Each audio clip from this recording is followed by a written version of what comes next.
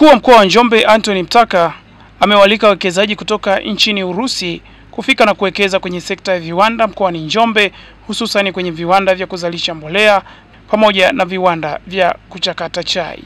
Maombi hayo ya serikali na Chama cha Mapinduzi mkoa wa Njombe yametolewa kwa balozi wa Urusi nchini Tanzania Andrew Evartson alipofanya ziara ya siku 2 kwenye viwanda mbalimbali mkoani hapa, kikiwemo kiwanda cha chai cha Kibena cha mjini Njombe na kiwanda cha kuchuja mafuta ya parachichi cha Avo Africa kilichoko mjini Makambako.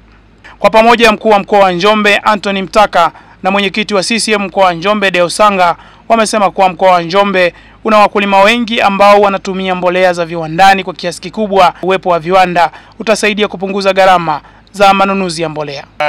Unaweza ukaona kwamba sisi Njombe, kwa mfano, mahitaji ya mbolea mkoa wa Njombe ni tani 112,000. Mbolea ambayo sisi tulipokea Njombe, tulipokea tani 59,000. Kwa mbolea tu kwenye mkoa tumelipa bilioni 76.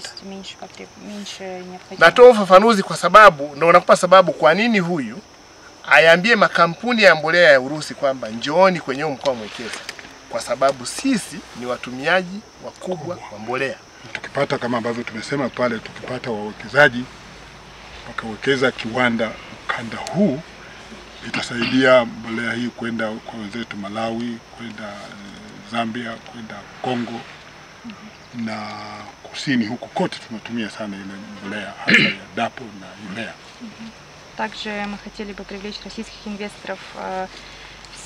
Kuhusu viwanda vya chai, imeelezwa kuwa viwanda vilivyopo mkoani Njombe vinatumia mitambo ya zamani ambayo imepitwa na wakati na kupelekea kuendesha viwanda hivyo kwa hasara na kushindwa kumudu gharama za kuwalipa wakulima na wafanyakazi. Uwekezaji wa kiwanda au viwanda vya chai, kwa sababu changamoto ya soko la chai kwa wakulima wa Njombe ni kubwa sana.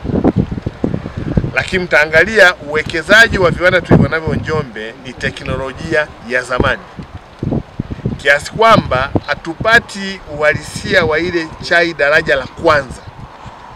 Kwa hiyo tukasema kwamba uzalishaji wetu wa Njombe sisi kwenye chai sehemu kubwa ni daraja la pili. Kikubwa ambacho sekta ya chai kwa sasa inapitia ni anguko kubwa la bei, ambalo hili sio tu kwa Tanzania, ni dunia nzima. Zipo sababu mbalimbali ambazo zimeelekea anguko hilo, lakini kama kampuni tunachojitahidi ni kwamba pamoja na kwamba soko limeanguka, lakini wapo watu ambao wanapata bei nzuri kuliko sisi. Kwa hiyo ipo mipango na mikakati ambayo tumeiweka ili kuhakikisha kwamba tunapata chai iliyo bora ambayo italeta ushindani sokoni. Akijibu maombi hayo, balozi wa Urusi nchini Tanzania Andrew Evartson amesema kuwa atawasilisha maombi hayo ya serikali kwa wawekezaji nchini Urusi ili wafike kuwekeza nchini Tanzania, hususan mkoani Njombe. Прежде всего надо, чтобы российский Inabidi kutangaza chai ya Tanzania nchini Urusi ili Warusi wajue kwamba ni chai nzuri na bora. Nitaendelea juhudi zangu zao mazuri ya Tanzania nchini Urusi ili watu wengi zaidi wapate taarifa.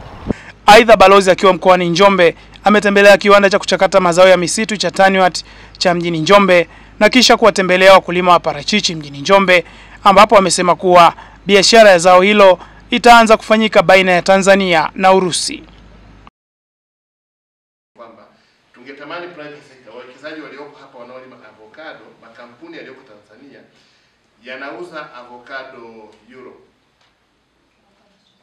Tunauza avocado London market, tunauza avocado Middle East, tunauza avocado India, tunauza avocado China, tunauza avocado US.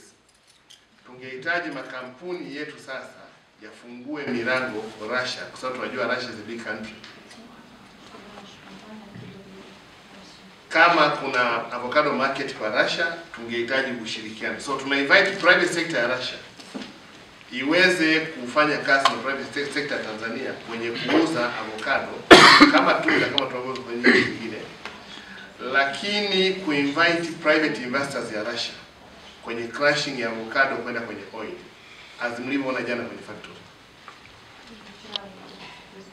Mnimbila na miliki kampuni ya Avonemes. Mimi kwa kweli binafsi tumshukuru sana mkuu wa mkoa wa Njombe kwa namna ambavyo amekuja na mpango mkakati wa kupeleka miundombinu mashambani. Sisi tushaanza kulima muda mrefu sana. Tumetangaza sana zao la parachichi. Katika watu tunaweza kusema watatu Tanzania walio support au waliotangaza kilimo cha parachichi, mmoja wapo mimi nipo. Lakini kulikuwa na changamoto mbalimbali, lakini sasa hivi tumepata majibu. Mimi nafikiri wakati mwingine sasa hivi hata uchumi wa mkulima utakuwa, lakini hata mazao yetu yataongezeka kiwango. Kama tulikuwa tunatoa kontena 2 kwa mwaka, sasa hivi tunaweza kutoa kontena 3 mpaka 4 kutokana na miundombinu ambayo mkuu wa mkoa ametangaza iende mashambani. Na tumeona kwa vitendo imeenda mashambani. Mimi na shamba langu la ekari 200 lilikuwa limekosa kabisa miundombinu ya maji, umeme, lakini sasa hivi kupitia ziara ambayo ilifanya mwezi uliopita, sasa hivi nimeshapata umeme kwenye ekari 200. Kwa na imani, naomba niwahakikishie Watanzania waelewe kilimo cha parachichi. Parachichi hizi huwa zinakuwa msimu wa kiangazi, msimu ambao mvua hainyeshi. Sasa kama ufanyi umwagiliaji, kwa maana yake utarajie matunda hayawezi kuwa na ukubwa sana. Sasa hivi tuna soko kubwa sana la parachichi kupeleka India, lakini wanataka size kubwa sana. Sasa kama umwagili, maana yake utarajie utapata matunda makubwa ni machache kuliko madogo. Madogo utakutana nayo mengi, lakini makubwa yatakuwa machache.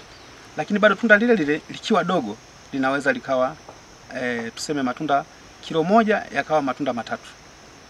Kama umemwagilia yatakuwa 3. Kama hujamwagilia anaweza kawa 5 mpaka 10 mpaka 20. Kilo 1 vile vile. Kwa sasa ukimwagilia maji, maana yake utarajie uzito utaongezeka. Ukiongezeka uzito, maana yake pesa itakuwa imeongezeka maradufu ya ile ambayo ulikuwa unaipata ukiwa humwagilie. Sisi sio kwamba niko mimi peke yangu, wako na wakulima wengine wengi kabisa.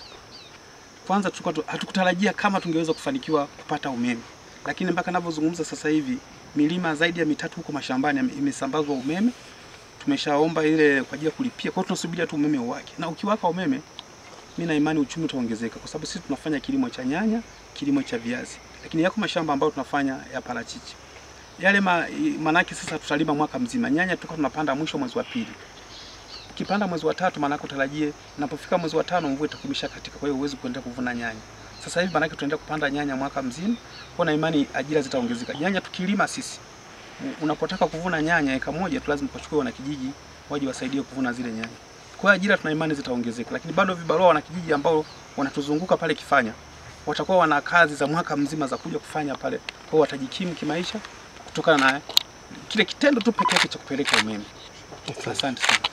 Выражаю слова благодарности региональному комиссару за то, что Tukiomba serikali na balozi anapotutafutia soko, basi na sisi tunakuwa nyuma zaidi kuhamasisha wakulima wazalishe kitu bora zaidi ambaye kwenye soko katangaze nchi yetu. Tutoe shukrani za kututembelea, na sisi tupo nyuma ya serikali na nyuma ya balozi ili tuweze kuzalisha kitu bora kashike soko. он